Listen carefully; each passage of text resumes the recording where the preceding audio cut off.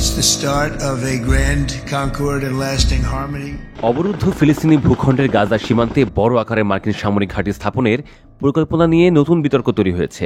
Israeli অনুসন্ধানী সংবাদ মাধ্যম সোমরিম জানিয়েছে, এই ঘাঁটি নির্মাণের সম্ভাব্য ব্যয় ধরা হয়েছে প্রায় $500 মিলিয়ন। পরিকল্পনাটি বাস্তবায়িত হলে কয়েক হাজার মার্কিন সেনা গাজা সীমান্তে স্থায়ীভাবে অবস্থান করতে পারে। যুক্তরাষ্ট্রের এই পদক্ষেপকে অনেক পর্যবেক্ষক মধ্যপ্রাচ্যে নতুন অভিযানের ইঙ্গিত বলে মনে করছেন। তারা বলছেন, মার্কিন এই সিদ্ধান্ত ইসরায়েলকে গাজার ভবিষ্যৎ নিয়ন্ত্রণে সাহায্য করতে পারে। গাজায় ইসরায়েলি আগ্রাসন শুরু হয় 2023 সালের অক্টোবরে।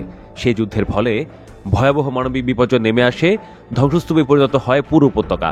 আন্তর্জাতিক মহলে তীব্র সমালোচনা এবং প্রতিবাদের মুখেও ইসরায়েল থেমে থাকেনি, উল্টো বেড়েছে আগ্রাসনের মাত্রা। বিশ্লেষকদের মতে এমন পরিস্থিতিতেই ইসরায়েল তার মিত্রদের সামনে রেখে কিছুটা আড়াল করতে চাইছে নিজেকে। ফিলিস্তিনি নেতারা এই উদ্যোগকে সরাসরি আরেক দখলদারিত্ব হিসেবে দেখছেন। তাদের বক্তব্য, সামরিক বাহিনী পরিবর্তন করলেই দখলদারি শেষ হয়ে যায় না, শুধু ইসরায়েলের বুটের পরিবর্তে অন্য দেশের বুটে পদদলিত হবে গাজা।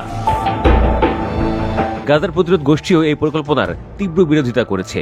সংগঠনের জ্যেষ্ঠ নেতা মুসা আবু মারজুক বলেছেন, কোনো বিদেশি সামরিক শক্তিকে ইসরায়েলি দখলদার বাহিনীর বিকল্প হিসেবে মেনে নেওয়া হবে না।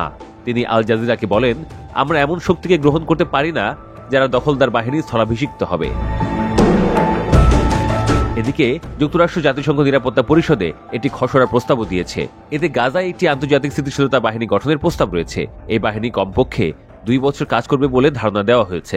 যুক্তরাষ্ট্র, তুরস্ক, কাতার এবং মিশর এই বাহিনীতে অংশ নিতে পারে বলে শোনা যাচ্ছে। প্রস্তাবিত বাহিনী গাজায় পুনর্গঠন ও নিরাপত্তা নিশ্চিত করার কথা বললেও বাস্তবে এর কাজ হবে গাজাকে নিরস্ত্রীকরণ করা, সেই সাথে প্রতিরোধ কাঠামো ভেঙে ফেলা।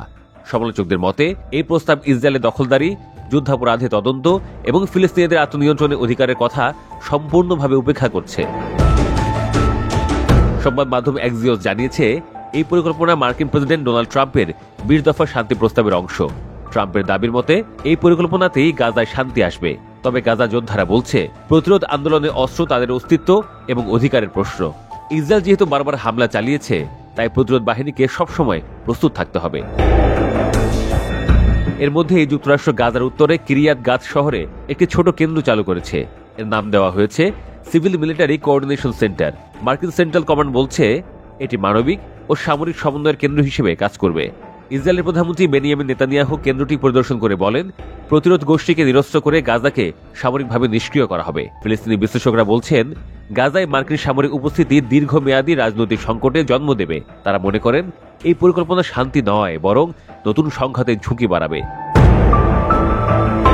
এই বিষয়টি নিয়ে বিতর্ক বাড়ছে বিশ্বজুড়ে। কেউ কেউ বলছেন, এটি মানবিক সহায়তার নামে সামরিক নিয়ন্ত্রণ প্রতিষ্ঠার আরেক কৌশল। এখনো পর্যন্ত যুক্তরাষ্ট্র বা ইসরায়েল আনুষ্ঠানিকভাবে বিশদ ব্যাখ্যা দেয়নি। তবে গাজার ভবিষ্যৎ কি হবে তা নিয়ে অনিশ্চয়তা এবং উদ্বেগ আরও বাড়ছে।